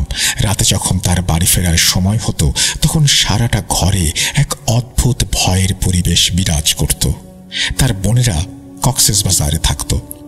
একবার সে তার পরিবারের লোকদের দেখতে কক্সবাজার গিয়েছিল। তার কক্সবাজার যাওয়ার পেছনে একটা বিশেষ কারণও ছিল। সে খবর পেয়েছিল যে কক্সবাজারে তার কিছু সম্পত্তি আছে যা তার বোনেরা দখল করে নিয়েছে। এই কারণেই সে বাংলাদেশ গিয়েছিল এবং সেখানে গিয়ে বোনদের সঙ্গে প্রচণ্ড ঝগড়াও করেছিল। আমি আগেই আপনাদের যেমনটা বলেছি, সে নিজে যতটা খারাপ ছিল তার বোনেরা ছিল তার চেয়েও অনেক বেশি ভয়ঙ্কর। আমি আপনাদের কাছে ক্ষমা চেয়ে নিচ্ছি, কারণ এই ঘটনাটি বলার সময় আমি খুব আপসেট হয়েই বলছি। যদি আমার কথায় কোনো ভুল বা খারাপ কিছু প্রকাশ পায় তার জন্য সম্পূর্ণ দায়ী ওই ব্যক্তি। যদিও তার নিজের বোনদের সঙ্গে তার ঝগড়া হলো, কিন্তু স্বাভাবিকভাবেই টাকার লোভ কাউকে ছাড়তে চায় না। তার বোনেরা আগেই বলেছে জাদুবিদ্যার চর্চা করত। বোনেরা যখন টাকা হাতছাড়া করতে চাইল না তখন তুমুল ঝামেলা শুরু হলো। শেষ পর্যন্ত সে টাকা নিয়ে লড়াই করে কানাডায় ফিরে এলো। কিন্তু কানাডায় আসার পর থেকেই কিছু অদ্ভুত ঘটনা ঘটতে শুরু করলো। প্রথমেই তার এমন একটা ভয়ানক দুর্ঘটনা ঘটল যেখান থেকে হয়তো কারো পক্ষেই বেঁচে ফেরা সম্ভব না। কিন্তু এই কই মাছের জাত আমাদের সবার দোয়ার বিপরীতে ঠিকই বেঁচে গেল। আপনি ভাবুন তো, পৃথিবীতে এমন কোনো মানুষ কি থাকতে পারে যার পরিবারের সবাই তার মৃত্যু কামনা করে? এই একটা কথাই বুঝিয়ে দেয় সে কেমন মানুষ ছিল। যাই হোক, ওই দুর্ঘটনায় তার শরীরের এমন কোনো হাড় ছিল না যা ভাঙেনি, কিন্তু 6 মাস পর সে আবার সুস্থ হয়ে উঠল এবং তারপর থেকেই বাড়িতে কিছু অস্বাভাবিক ঘটনা ঘটতে শুরু করলো। হঠাৎ করেই তার উপর অদ্ভুত কিছু ভর করত। আমরা প্রথমে ভেবেছিলাম হয়তো মাথায় কোনো গুরুতর আঘাত পাওয়ার কারণে এমনটা হচ্ছে, কিন্তু ডাক্তাররা সব রকম টেস্ট করে তার মস্তিষ্ক দেখল একদম ঠিকঠাক আছে। কিন্তু আমি জানি না তার ঠিক কি হয়েছিল। হঠাৎ করেই সে নারীদের মতো হেসে উঠত, আবার কখনো কুকুরের মতো 4 পায়ে ভর দিয়ে হেঁটে বেড়াতো। এমন একজন কঠিন প্রকৃতির মানুষ যে হয়তো বছরে একবারও হাসত না, সে যখন এমন সব কাজ করত তখন আমাদের ভীষণ অবাক লাগত। সে খলখল করে এমনভাবে হাসত যে ঘন্টার পর ঘন্টা ধরে হাসতেই থাকত। একদিন হঠাৎ করে সে আমাকে বলল, নাফিসা দেখো, সামনে মানুষ দাঁড়িয়ে আছে। আমি সেদিকে তাকালাম যেদিকে সে ইশারা করেছিল, কিন্তু আমি সেখানে কাউকেই দেখতে পেলাম না। কিন্তু সে ভয়ঙ্কর চোখে এমনভাবে ওদিকে তাকিয়েছিল যেন সত্যিই তার সামনে কেউ দাঁড়িয়ে আছে। আমি যখন তাকে জিজ্ঞেস করলাম, তুমি কাকে দেখতে পাচ্ছ, সে বলল, কিছু অদ্ভুত কালো চেহারার মানুষ, তাদের সারা গা লোমে ঢাকা, চেহারা মানুষের মতোই, কিন্তু তাদের হাতে মানুষের খুলি। তখন বেশ রাত ছিল, আর সে যেভাবে অদ্ভুত অদ্ভুত সব কথা বলছিল সেসব শুনে আমার ভেতর একটা ভয় কাজ করতে শুরু করেছিল। কিন্তু আশ্চর্যজনক ঘটনা এই যে সে অফিসে গেলে সবকিছু একদম স্বাভাবিক থাকতো। এখন পর্যন্ত তার অফিস থেকে এমন কোনো অভিযোগ আসেনি যে সে সেখানে কোনো অস্বাভাবিক আচরণ করেছে, কিন্তু বাসায় এলেই একেবারে অন্যরকম হয়ে যেত। তারপর তার আলমারির ভেতর থেকে আমরা সূঁচ খুঁজে পেতে শুরু করলাম। এত পরিমাণে সূঁচ পাওয়া যাচ্ছিল, আমরা বুঝতেই পারছিলাম না এগুলো কে বা কারা রেখে যাচ্ছে। যখনই কেউ আলমারি থেকে শার্ট বা প্যান্ট বের করত, হঠাৎ করে অনেকগুলি সূঁচ নিচে পড়ত। একদিন সে কাজ থেকে ফিরে এসে চুপচাপ ছিল, খাবারও খেল না, না কোনো কথা বলল, সোজা নিজের ঘরে ঢুকলো। ঘরে ঢোকার কিছুক্ষণ পরেই কুকুরের মতো ঘেউ ঘেউ আওয়াজ আসতে শুরু করলো। প্রথমে আমি আর আমার বাচ্চারা ভয় পেয়ে গেলাম, ভাবলাম আমাদের বাড়িতে কুকুর কোথা থেকে এলো। কিন্তু যখন ভালো করে খেয়াল করলাম তখন বুঝলাম আওয়াজটা তার ঘর থেকেই আসছে। আমি দরজা খুলতেই দেখলাম তার 2 হাত আর 2 পা কুকুরের মতো মাটিতে রাখা, আর সে আমাদের দিকে খুবই হিংস্রভাবে তাকিয়ে আছে। মনে হচ্ছিল যেন সে আমার ওপর ঝাঁপিয়ে পড়বে। আমরা ভয়ে তাড়াতাড়ি দরজাটা বন্ধ করে দিলাম, কিন্তু সে দৌড়ে আমাদের দিকেই আসছিল। দরজাটা বন্ধ করে দেয়ায় তার মুখে সজোরে দরজা ধাক্কা খেল, আর সে অজ্ঞান হয়ে পড়ে গেল। বাধ্য হয়ে আমরা তাকে হাসপাতালে নিয়ে গেলাম। হাসপাতালে নিয়ে সব ধরনের স্ক্যান, টেস্ট সবকিছুই করা হলো। রেজাল্ট স্বাভাবিক। আমি যখন ডাক্তারদের তার অবস্থার কথা জানলাম, তারা আমার কথা শুনে অবাক হয়ে গেল। তারা বলল, আমরা বুঝতেই পারছি না আপনি কি বলছেন, তার সব রিপোর্ট তো স্বাভাবিক। সেই ডাক্তার যখন তাকে একজন মনোরোগ বিশেষজ্ঞের কাছে রেফার করে দিলেন, আমরা তখন তাকে জোর করে সেই ডাক্তারের কাছে নিয়েও গিয়েছিলাম। সেখানেও সে একদম স্বাভাবিক আচরণ করল, কিন্তু ঘরের দরজায় পা রাখার সঙ্গে সঙ্গেই তার ভেতরে এক অজানা শক্তি ভর করত। একদিন হঠাৎ করে সে বানরের মতো আচরণ শুরু করলো আর আমাদের বাড়ির গাছে উঠে বসে রইল। তাকে গাছ থেকে নামানোর জন্য আমাদের পুলিশ ডাকতে হয়েছিল। আমরা সবাই হতবাক হয়ে গিয়েছিলাম। আসলে তার হয়েছেটা কি? বাংলাদেশ থেকে ফেরার পর থেকেই তার আচরণ দিন দিন আরো অদ্ভুত হয়ে যাচ্ছিল। যদিও তার বোনেরা তার সঙ্গে পুরোপুরি সম্পর্ক ছিন্ন করে দিয়েছিল, তাদের কোনো ফোনও আসতো না, আর তারা কোনো খোঁজ খবরও নিত না। সত্যি বলতে ওই লোকটা তার পরিবারকে খুব ঘৃণা করত, কিন্তু সে যেভাবে অস্বাভাবিক আচরণ করছিল তাতে আমি আর আমার বাচ্চারা খুব ভয়ের মধ্যে ছিলাম। আমরা ঘরের দরজা বন্ধ করে ঘুমাতাম যেন সে রাতের বেলা আমাদের উপর আক্রমণ করতে না পারে। কিছুদিন পর থেকে এমন হতে লাগলো যে সে গভীর রাতে বাড়ির দরজা খুলে বাইরে দৌড় দিত। মেইন হাইওয়ের ওপর দিয়ে সে উদ্ভ্রান্তের মতো দৌড়াতো। অনেকবার তো দুর্ঘটনার হাত থেকে অল্পের জন্য বেঁচেও গিয়েছে। পুলিশ তাকে ধরে বাড়িতে ফিরিয়ে নিয়ে আসতো। এই কারণে আমাদের বাড়িতে বিশেষ ধরনের দরজা লাগাতে হয়েছিল, যেটাতে বিশেষ ধরনের লক ছিল। এর ফলে রাতে সে হঠাৎ করে উঠে পালিয়ে যেতে পারত না। একটা ব্যাপার দেখে আমরা খুব অবাক হচ্ছিলাম যে অফিসে সে একদম ঠিকঠাক থাকতো, সেখানে সবার সঙ্গে স্বাভাবিকভাবে কথা বলতো, সব ধরনের কাজ করত, কিন্তু বাড়ির দোরগোড়ায় পা রাখার সঙ্গে সঙ্গেই সে অস্বাভাবিক। একবার আমাদের ল্যান্ডলাইনে তার তার এক কাজিনের ফোন এসেছিল। সে তার এক দূর সম্পর্কের কাজিন ছিল। সেই আমাকে তার বোনদের ব্যাপারে সবটা খুলে বলেছিল। সে বলতে শুরু করলো যে তার বোন একজন ভয়ঙ্কর জাদুকরী, আর তার ভাই যখন থেকে বাংলাদেশ থেকে ফিরেছে তখন থেকে সে তার উপরে কালো জাদু করছে। সে নাকি অনেকবার তার বোনের হাতে পুতুলও দেখেছে, যেখানে তার ভাইয়ের নামও লেখা ছিল। প্রথম দিকে এসব ঘটনা শুধু তার সঙ্গেই ঘটেছিল, কিন্তু ধীরে ধীরে তার প্রভাব পুরো ঘরে ছড়িয়ে পড়তে লাগলো। সারা ঘরে এক অদ্ভুত গন্ধ লাগতো, মনে হতো যেন এখানে কাঁচা মাংস রাখা হয়েছে। ঘরটা সবসময় অন্ধকারময় মনে হতো। আমার আর আমার বাচ্চাদের এই ঘরে এত বেশি অস্বস্তি লাগতো যে আমরা ঘন্টার পর ঘন্টা বাড়ির বাইরে গাড়িতে বসে থাকতাম। ডাক্তাররা লোকটাকে ঘুমের ওষুধ দিয়েছিল, কিন্তু আমার আর বাচ্চাদের মনে কোনো শান্তি ছিল না। আমরা প্রায়ই লং ড্রাইভে বেরিয়ে যেতাম।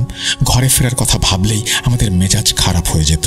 ঘরে ঢুকলেই মনে হতো যেন আমার শ্বাস বন্ধ হয়ে আসছে। অদ্ভুত একটা দমবন্ধ পরিবেশ তৈরি হয়েছিল। আর এর সব কিছুর শুরু হয়েছিল ঠিক তখন থেকেই, যখন সে বাংলাদেশ থেকে ফিরে এসেছিল। তারপর ফাইনালি ধীরে ধীরে তার অবস্থা অফিসেও খারাপ হতে শুরু করলো। অর্থাৎ যে পরিস্থিতি আগে শুধু বাড়ির ভেতরেই সীমাবদ্ধ ছিল, সেটা এখন অফিসেও প্রকাশ পেতে শুরু করলো। ফলস্বরূপ তাকে 2-4 দিনের মধ্যেই অফিস থেকে বরখাস্ত করা হলো। যে পাগলামি আগে শুধু বাড়িতে এসে করত, সেটা এখন সারাক্ষণই চলতে লাগলো। সে দিন রাত ঘরে শুয়ে থাকতো আর অদ্ভুত সব কথা বলতো। আমরা সবাই তাকে ভয় পেতে শুরু করলাম। বহুবার তাকে হাসপাতালে ভর্তিও করে দেখেছি, কিন্তু ডাক্তাররা কিছুদিন পরেই তাকে ছেড়ে দিত। তারা বলতো এখন তাকে বাড়িতে রেখে ওষুধ খাওয়াতে হবে। তারপর হঠাৎ করে যা ঘটেছিল সেসব আবার নতুন করে শুরু হয়ে গেল। মানে সে আবার তার কল্পনার কালো অবয়বগুলো দেখতে শুরু করলো। বসে থাকতে থাকতে হঠাৎ করে চিৎকার করে বলতো, ওই দেখো, ওই মেয়েটা ওখানে দাঁড়িয়ে আছে, তার মুখটা লাল হয়ে যাচ্ছে, পুরো শরীর কালো হয়ে গেছে, সে আমাকে মেরে ফেলবে। আমরা ভাবতাম হয়তো মানসিক ভারসাম্য হারানোর কারণেই তার হ্যালুসিনেশন হচ্ছে, না হলে এমন করে কেউ বলতে পারে কাউকে দেখতে পায়? আমাদের চোখের সামনে তো কিচ্ছু নেই। বাড়িতে আমরা সবাই সারাক্ষণ একটা আতঙ্ক নিয়ে থাকতে শুরু করি। সেই সূঁচগুলো আলমারি থেকে বের হওয়া বন্ধ হয়নি তখনও। এর পাশাপাশি আমাদের ঘরে তখন পর্যন্ত আর কোনো অস্বাভাবিক ঘটনা ঘটেনি। একদিন আমরা সবাই রাত্রে ঘুমাচ্ছিলাম।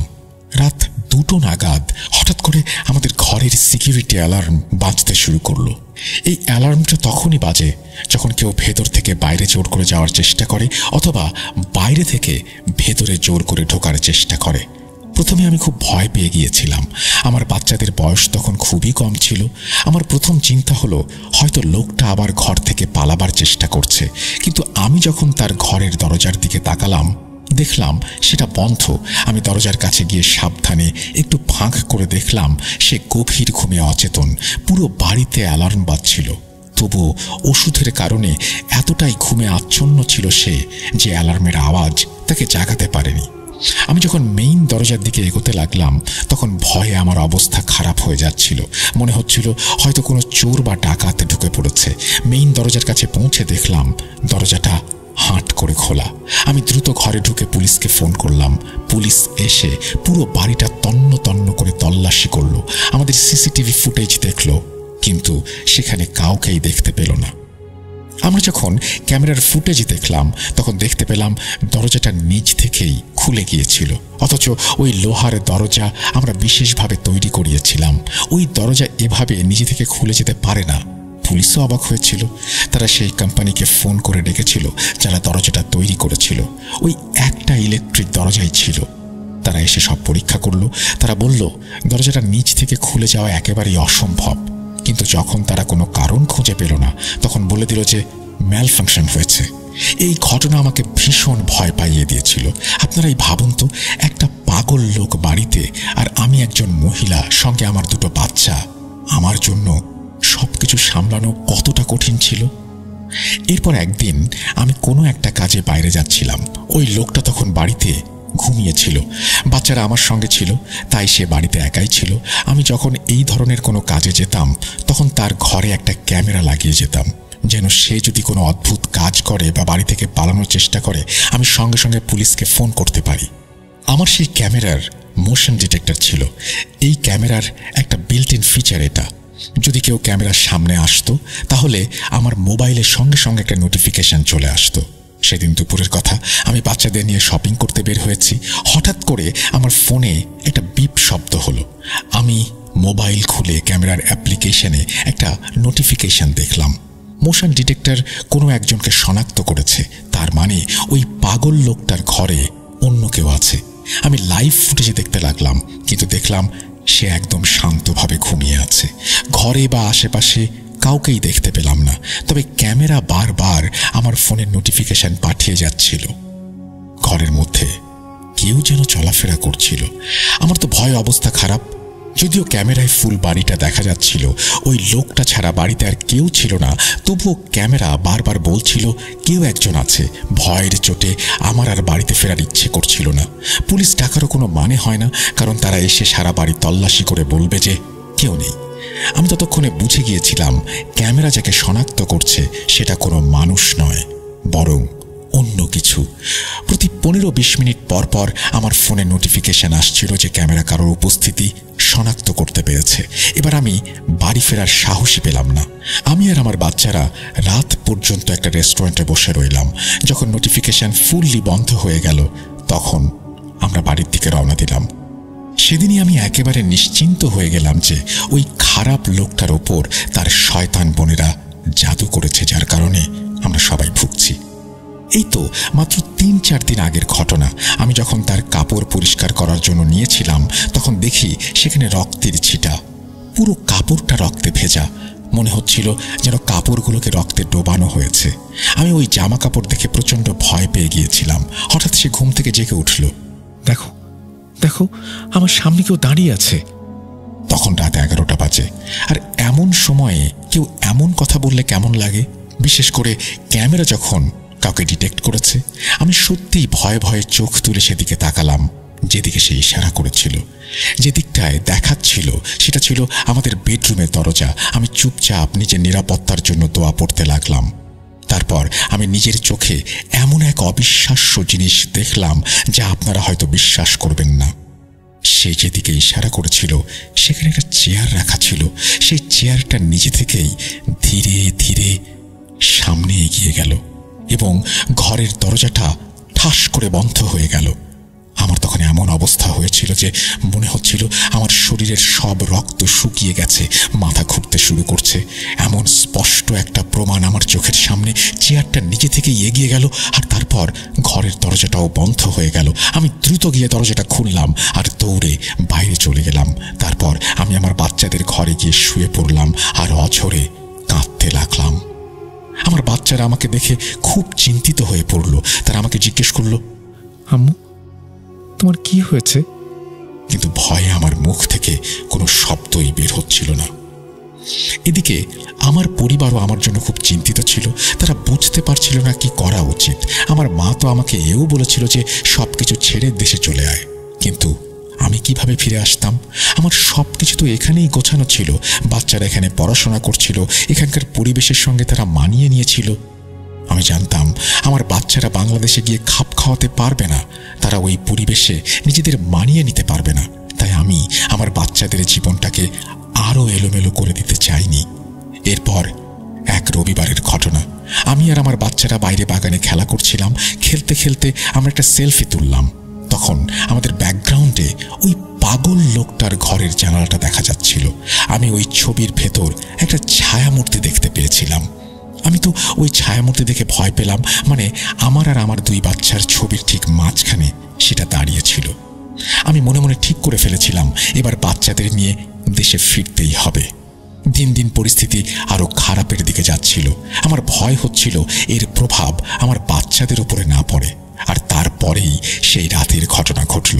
ওই পাগল লোকটার ঘর থেকে হঠাৎ করে চিৎকার আর গোঙানির আওয়াজ আসতে শুরু করলো। ওই বিকট আওয়াজে আমার বাচ্চারা ঘুম থেকে জেগে উঠল।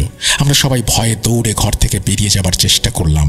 আমি দৌড়ে তার ঘরে গেলাম এবং দেখলাম সে থরথর করে কাঁপছে আর কোনো কিছুর দিকে ইশারা করছে। আমি তাকে জিজ্ঞেস করলাম, তোমার কি হয়েছে? সে একটা দিকে ইঙ্গিত করলো।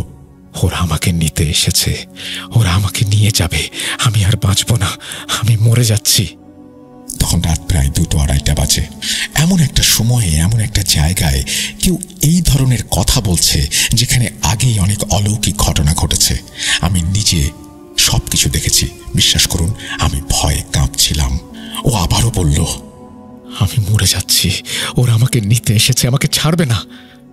আমি আমার বাচ্চাদের নিয়ে দ্রুত নিজের ঘরে ঢুকে দরজা বন্ধ করে দিলাম। সারা রাত ধরে তার চিৎকারের আওয়াজ শুনলাম, আর আমি, আমার বাচ্চারা শুধু কেঁদেই গেলাম।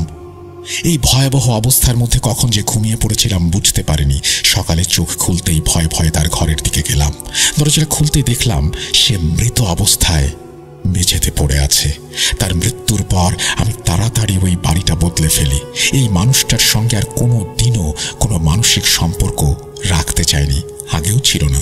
জোর করে আর যাই হোক বিয়ের সম্পর্ক হয় না। আমি তাকে কোনোদিনও আমার স্বামী হিসেবে মেনে নিতে পারিনি। আজ পর্যন্ত আমি কোনো মানুষের প্রতি এতটা ঘৃণা দেখাইনি। সে আমাকে অনেক যন্ত্রণা দিয়েছে, কিন্তু এই ঘটনা সবার জন্য একটা বড় শিক্ষা, বিশেষ করে সেই ছেলে মেয়েদের জন্য যারা নিজেদের বাড়ির পরিবেশটাকে নষ্ট করে ফেলে, সবার সঙ্গে খারাপ আচরণ করে। আমি জানি না তারা কতজনকে নিজের শত্রু বানিয়ে ফেলে। তাদের জন্য দোয়া তো দূরের কথা, সবাই তাদের অভিশাপই দেয়।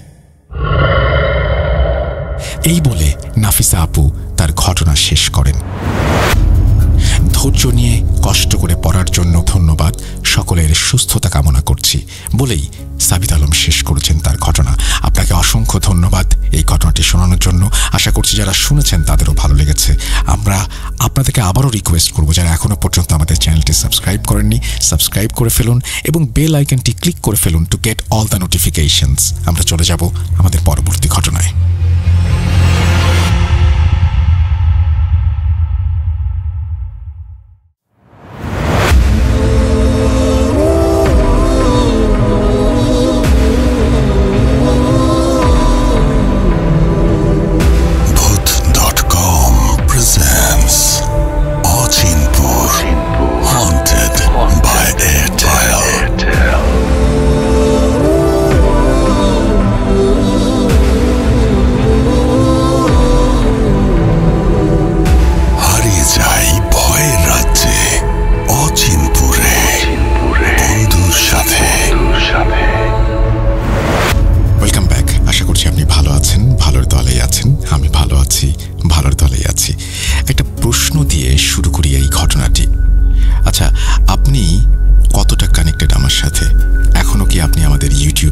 সাবস্ক্রাইব করেছেন, ক্লিক করেছেন বেল আইকন?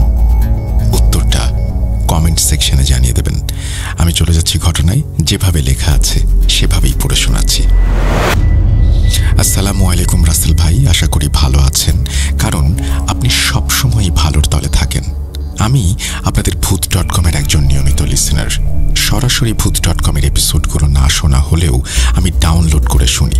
অনেকদিন ধরেই ভাবছি ঘটনা পাঠাবো, কিন্তু সময় হয়ে ওঠেনি, তাই আজ লিখতে বসলাম। আমি আমার সাথে ঘটে যাওয়া কালো জাদুর একটা ঘটনা আপনাদের সাথে শেয়ার করব, যেগুলো আমার জীবনকে ধ্বংস করে দিয়েছে। ছদ্মনাম ব্যবহার করছি, আমার নাম ঠিকানা আমি গোপন করছি সঙ্গত কারণে।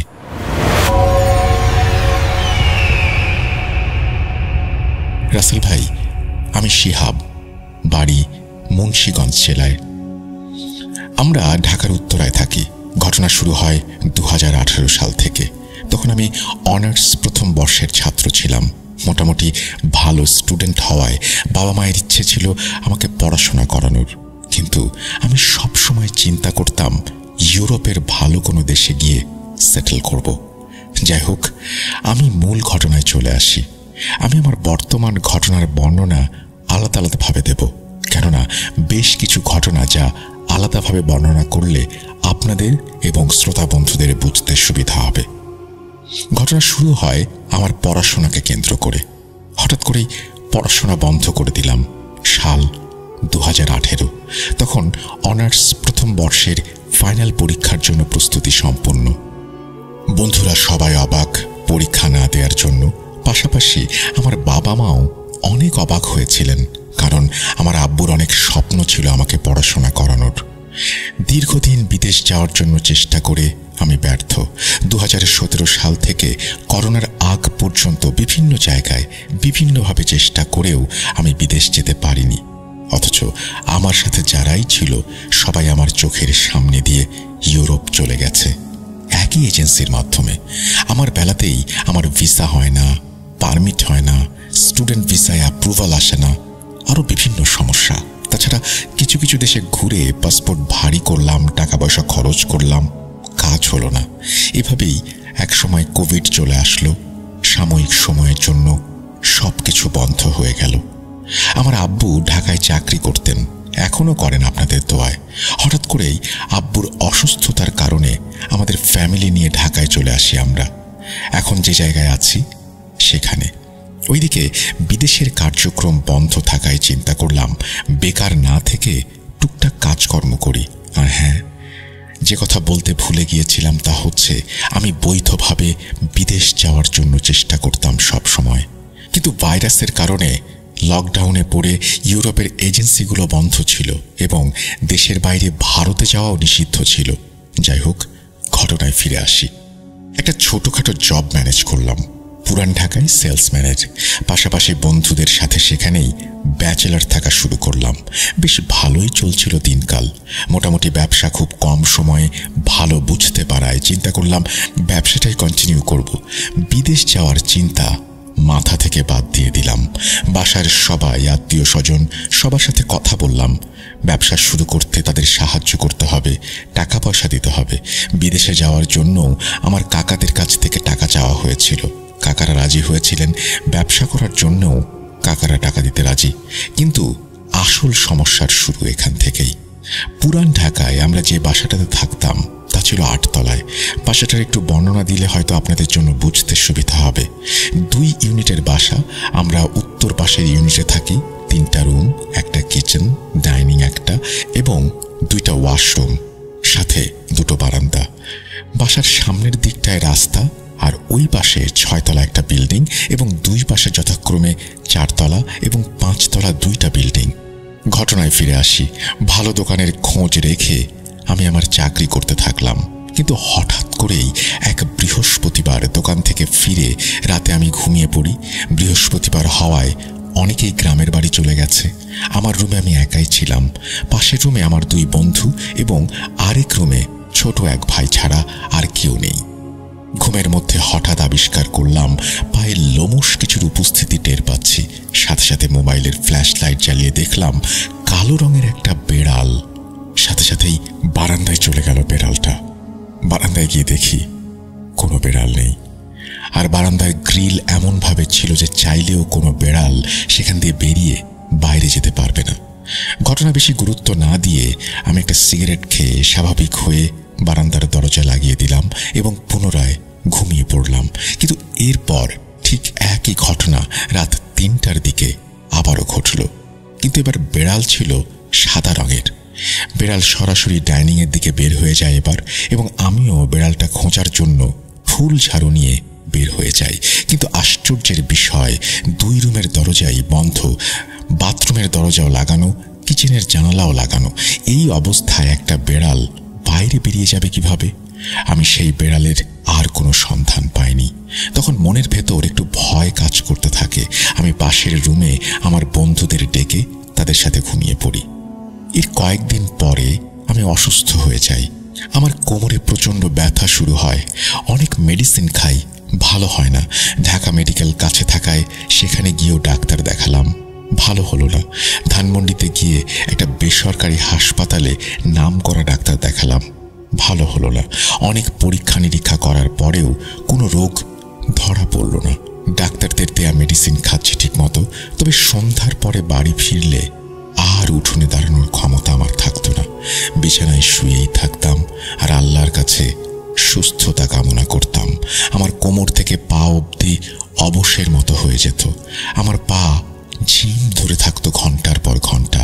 মোটামুটি কিছুটা সুস্থ হলাম কিছুদিন পর, তাও শরীর বন্ধ করে রাখতাম সবসময়। এরপর হঠাৎই আমার ব্যবহারে পরিবর্তন আসে। দোকানে ঠিকমতো ডিউটি করতাম না, কাস্টমারের সাথে খারাপ ব্যবহার করতাম, দোকানে বসে চিল্লাচিল্লি করতাম, খারাপ ভাষায় গালিগালাজ করতাম। কিন্তু বসের সাথে সম্পর্ক ভালো হওয়ায় এবং ফ্রি হওয়ার কারণে সে এগুলো স্বাভাবিকভাবে নিত। তাছাড়া অন্য মনস্ক হয়ে থাকতাম সবসময়। কাস্টমারদের সাথে তেমন কথাবার্তা বলতাম না, মাল বিক্রি করার কোনো আগ্রহই ছিল না। এরপর থেকে কিছু ছোটখাটো ঘটনা ঘটতে থাকে আমার সাথে। যেমন একদিন আমি মেমো করব বলে কলম খুঁজে পাচ্ছি না। আমার পাশে থাকা বড় ভাই আমাকে জিজ্ঞেস করে, কি খুঁজছো? আমি বললাম কলম। সে বলল, কলম তো তোমার হাতেই রয়েছে। এরপর অনেকদিন আমি ক্যালকুলেটর খুঁজে পাইনি। পাশের দোকান থেকে ক্যালকুলেটর চাওয়ার পর সেই বড় ভাই একদিন আমাকে বলল, ক্যালকুলেটর তো আপনার সামনেই রয়েছে, মেমোর ওপরে। এই ঘটনাগুলো শরীরের ক্লান্তি ভেবে আমি ভুলে গেলাম, কারণ আমি তখনও কালো জাদু সম্পর্কে কোনো আইডিয়া রাখিনি। তাছাড়া আমি এগুলো বিশ্বাসও করিনি। এরপর আবারও হঠাৎ ব্যবসা খারাপ হওয়ায় আমি বিদেশে যাওয়ার জন্য চেষ্টা করতে থাকি। দোকান নেওয়ার চিন্তা মাথা থেকে বের করে দেই। মোটামুটিভাবে চাকরিও চালিয়ে যেতে থাকি, তবে সমস্যাগুলো ভালো হয়নি। কোমরের ব্যথা মাঝে মধ্যে আমাকে অন্যমনস্ক করে তুলত। এর মধ্যে আবারও কোনো এক বৃহস্পতিবার দোকান থেকে বের হয়ে বাসায় যাচ্ছিলাম। গত বছরের ঘটনা এটা। তখন পাকিস্তান মাঠে ক্রিকেট টুর্নামেন্ট চলছিল। আমার এক রুমমেট বন্ধু ও ভালো খেলতো এবং ওইখানে স্থানীয় ছেলেদের সাথে ভালো সম্পর্ক থাকায় খেলার দল পেয়ে গেল। পথে আমার সেই বন্ধুর সাথে দেখা। ও আমাকে বলল, বন্ধু চল খেলা দেখবি। সারাদিন দোকানে ডিউটি করার ফলে আমি তাকে জানালাম, তুই যা, আমি বাসা থেকে ফ্রেশ হয়ে আসছি। কিন্তু আশ্চর্যের বিষয়, আমি বাসায় যাওয়ার পরে দেখতে পেলাম আমার বন্ধু রুমে বসে তাস খেলছে। তাকে আমি জিজ্ঞেস করলাম, কিরে খেলতে যাবি না? ও বলল, সন্ধ্যায় প্রথম খেলা শেষ করে সে বাসায় এসেছে সবার সাথে আড্ডা দেওয়ার জন্য। ঘটনা আমি কিছুই বুঝতে পারলাম না, কোনো কিছুই ভালো লাগছিল না। চাকরি করতেও ভালো লাগে না, নানান ধরনের চিন্তা ভাবনা মাথায় এসে ভর করে। রোজই দুঃস্বপ্ন দেখি, আর শারীরিক অসুস্থতা তো লেগেই আছে। এর মাঝে কোমর ব্যথা। চিন্তা করলাম কাজকর্ম ছেড়ে দিয়ে বাসায় গিয়ে কিছুদিন রেস্ট নিয়ে তারপরে ফিরব, হয়তো ভালো হয়ে যাব। তাই কাজে না বলে দিলাম। রোজা চলে আসছে, তাই না বলে দিলাম ঈদের পর থেকে চাকরি করব বলে। এর মধ্যে ভালো খবর পেলাম আমার বিদেশে যাওয়ার ওয়ার্ক পারমিট হয়েছে। ঈদের পরে ইন্ডিয়াতে যাব এম্বাসি ফেস করতে। কষ্ট করে শারীরিক অসুস্থতা নিয়ে কোনো রকমে রমজান মাস শেষ করে চলে গেলাম একেবারে বাসায়। আবারও পুনরায় সবার সাথে কথাবার্তা বললাম। বিদেশের ব্যাপারে সবাই যেন টাকা পয়সা দেয়। ঈদের সময় আমি সরাসরি গ্রামে চলে যাই। আমার বাবা মাও গ্রামে আসে ঈদ করতে। 2-3 দিন থাকার পর দেখলাম আগের থেকে একটু সুস্থ হয়েছি। ভাবলাম হয়তো ঢাকায় কাজকর্ম করার কারণেই এমনটা হয়েছে আমার সাথে। কিন্তু আর কয়েকদিন পর থেকে পুনরায় একই অবস্থা শুরু হলো। সবকিছু জানার পর আমার বড় বোন তার এক পরিচিত হুজুরকে জিজ্ঞেস করে আমার ব্যাপারে। বলে রাখা ভালো, আমার আপু এই ধরনের কালো জাদুর সম্মুখীন হওয়ায় হুজুরের সাথে ভালো সম্পর্ক ছিল। হুজুর আপুকে যা জানায় তা শোনার জন্য আমি মোটেও প্রস্তুত ছিলাম না। আমার মা সবসময় গর্ব করে বলতো, আমাদের কোনো শত্রু নেই। হুজুর আমাদেরকে জানায় যে আমি একাধিক লোকজনের দ্বারা ক্ষতিগ্রস্ত হয়েছি, আমাকে কালো জাদু করা হয়েছে, তাই আমি বিদেশ যেতে পারছি না। এই ঘটনা আপু জানার পরে হুজুরকে সমাধান করতে বলেন এবং 10,000 টাকা দাবি করেন হুজুর তার জন্য। কিন্তু আপু এতে রাজি হয়নি। তাই আমি আমার দুলা ভাইয়ের শরণাপন্ন হই, কারণ তিনিও একজন আলেম। তিনি কিছু আমল করার পর আমি একটু সুস্থ হই এবং বাবা মার সাথে ঢাকায় চলে আসি। কিন্তু ঘটনা এখানে শেষ হয়ে গেলে ভালো হতো, হয় না। আর একটা ঘটনার শুরু হয় ঢাকায় আসার পর থেকে। প্রায় রোজ রাতেই আমি নাকি বিড়বিড় করে কিছু পড়তাম যা আমার মনে থাকতো না, তবে আমার সাথে অস্বাভাবিক কিছু ঘটতো তা আমি টের পেতাম। যেমন একদিন রাতে মশারির ভেতরে দেখতে পেলাম 4 কোণা থেকে 4টা ছায়ার মতো আমার দিকে ধেয়ে আসছে এবং আমাকে চেপে ধরছে। দম বন্ধ হয়ে যাচ্ছে, নিঃশ্বাস নিতে পারছিলাম না, কথাও বলতে পারছিলাম না। দোয়া দুরুদ পড়ে তাদের কাছ থেকে ছাড়া পাই। এরপর আবারও রাতে চিৎকার করে উঠতাম। মাঝে মাঝে নিজেকে আবিষ্কার করতাম বারান্দায় পড়ে আছি। প্রায় প্রতিদিনই আমার সাথে একই ধরনের ঘটনা ঘটতে থাকে। একদিন রাত 2টা হবে আনুমানিক। আমি ঘুমাইনি। আমার মনে হলো খাটটা নড়ে উঠল এবং কি যেন একটা আমাকে চেপে ধরল। আমার সাথে অনেকক্ষণ ধস্তাধস্তি হওয়ার পর পাশের রুম থেকে আমার মা আর আব্বু এসে লাইট জ্বালানোর পর তারা দেখতে পায় আমি অজ্ঞান অবস্থায় পড়ে আছি এবং সারা শরীর ঘামে ভিজে গেছে। এইসব ঘটনার পর আমার মা কি করবেন বুঝতে পারছিলেন না। পরের দিন আমাদের ওপরের ফ্ল্যাটের এক আন্টির সাহায্যে এক মহিলা কবিরাজের সন্ধান পাই এবং সাথে সাথেই আমার ওপরের ফ্ল্যাটের আন্টি সহ আমি হাজির হই। মহিলা কবিরাজকে বিস্তারিতভাবে সবকিছু জানানোর পরে তিনি তার ভেতরে জিন হাজির করেন এবং আমাদেরকে বলেন যা তা শুনে আমরা অবাক হয়েছিলাম। আপনাকে 3 জন মানুষ মিলে কালো জাদু করেছে খুব ভয়ঙ্করভাবে, এবং প্রত্যেকেই আলাদা আলাদা মানুষের সাহায্যে। প্রথম যিনি করেছিলেন তিনি হচ্ছেন আমার বড় আপুর দেবরের বউ। তার ছোট বোন আমার সাথে পড়াশোনা করত এবং আমার রেজাল্ট ভালো হওয়ায় সে হিংসে করত, তাই আমি যেন পড়াশোনায় অমনোযোগী হয়ে যাই তাই কালো জাদু করেছে। দ্বিতীয় হচ্ছে আমার মেজ মামি।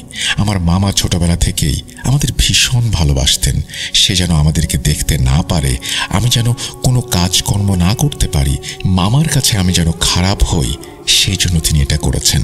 আর সবচেয়ে বড় ক্ষতি যিনি করেছেন তিনি হচ্ছেন আমাদের ছোট কাকি। আমি যেন বিদেশে যেতে না পারি এবং কোনো প্রকার কাজকর্ম করতে না পারি, সেই কারণে তার এই কালো জাদু। কারণ আমার কাকা আমাকে বিদেশে যাবার জন্য এবং ব্যবসা করতে বিপুল পরিমাণ টাকা দিতে রাজি হয়েছিলেন। আমার কাকি মনে করেছিলেন এই টাকা যদি পুনরায় আমি ফিরিয়ে না দেই তাহলে কি হবে, আমাকে কঠিনভাবে কালো জাদু করতে হবে। পরিশেষে কোমরের ব্যথার কথা জিজ্ঞেস করলে উনি আমাকে জানান আমার ছোট কাকি সে চেয়েছিল আমি অকেজো হয়ে যাই, যাতে আর কোনো কাজ করতে না পারি। সেই জন্য সে আমার কাপড় দিয়ে পুতুল বানিয়ে কোমরের তার কাটা মেরে দিয়েছিল, যা পরবর্তীতে আমাদের ঘরের নিচ থেকে আমরা উদ্ধার করি। সেই মহিলা কবিরাজের পরামর্শ এবং আমলের ফলে শারীরিকভাবে আমি সুস্থ হয়ে উঠি, কিন্তু সেটা ছিল খুবই অল্প সময়ের জন্য। গত 1 বছর আরো অনেকবার আমাকে কালো জাদু করা হয়েছে এবং আমি বারবার সেগুলো কাটিয়েছি, কিন্তু বিদেশে যাওয়ার আর সম্ভাবনা ফিরে আসেনি। দেখতে দেখতে 26টি বছর হয়ে গেছে। আমি এখনো বেকার, কোনো কাজকর্ম করতে পারি না। কাজে গেলেই অসুস্থ হয়ে যাই, বিদেশেও যেতে পারছি না শত চেষ্টা করে। কিছুদিন আগে সেই কবিরাজের দ্বারা সব কালো জাদু কাটিয়ে নতুন করে ইউরোপের আশা ছেড়ে দিয়ে মিডল ইস্টের জন্য পাসপোর্ট জমা দিয়েছিলাম, কিন্তু কিছুদিন যাবৎ শরীর পুনরায় অসুস্থ থাকার কারণে এক হুজুরকে জিজ্ঞাসা করি এবং হুজুর আমাকে জানান আমাকে পুনরায় কালো জাদু করা হয়েছে। আর্থিকভাবে দুর্বল হয়ে যাওয়ার কারণে আমরা এখন আর প্রতিরোধ করতে পারছি না। তারা অনেক ধনী মানুষ, পেরে ওঠা সম্ভব না। ঘটনা অনেক বড় হয়ে গেছে। তাছাড়া প্রথমবারের মতো ঘটনা লিখলাম, গুছিয়েও লিখতে পারিনি। সবাই আমার জন্য দোয়া করবেন, আল্লাহ যেন আমাকে হেফাজত করেন এবং জীবনে প্রতিষ্ঠিত হবার সুযোগ দান করেন। এই ছিল ঘটনা। সবাইকে শুভকামনা জানিয়ে শেষ করছি। শাহাদাত হোসেন লিখেছেন এই ঘটনাটি। আপনাকে অসংখ্য ধন্যবাদ। আশা করছি আপনি পরবর্তীতে আমাদের ঘটনা পাঠাবেন এবং আপনি একটা সমস্যার মধ্যে দিয়ে যাচ্ছেন, আমরা সবাই চাই সেই সমস্যা থেকে আপনার মুক্তি মিলুক। আপনি ভালো থাকুন, সুস্থ থাকুন এবং আমি বলবো যদি সম্ভব হয় তাহলে পড়াশোনা করাটা কি এখনো সম্ভব না, একেবারে অসম্ভব? আবারও কি শুরু করা যায় না? হয়তো এই পড়াশোনাই একদিন আপনার স্বপ্ন পূরণ করে দেবে। হয়তো এই পড়াশোনার কারণেই একদিন আপনি বাইরে কোথাও পাড়ি জমাতে পারবেন। পড়াশোনাটা খুবই ইম্পর্ট্যান্ট আমার কাছে মনে হয়। সেটা যদি আপনি করতে পারেন, আমি জানি না সেটার জন্য আপনার আর কোনো প্রতিবন্ধকতা আছে কিনা। যদি সম্ভব হয় আমার এই কথাটি রাখবেন। Welcome back. আশা করছি আপনারা সবাই ভালো আছেন এবং ভালোর দলে আছেন। আমিও ভালো আছি আর ভালোর দলেই আছি। আমরা ভয়ের 4 রাত শুনছিলাম এবং এই মাসে আমরা পরপর 4টি এপিসোড শুনিয়েছি আপনাদের। আশা করছি প্রত্যেকটি এপিসোড উপভোগ করেছেন আপনারা, ভালো লেগেছে আপনাদের। আপনারাও ঘটনা পাঠান যারা এখনো পর্যন্ত আমাদের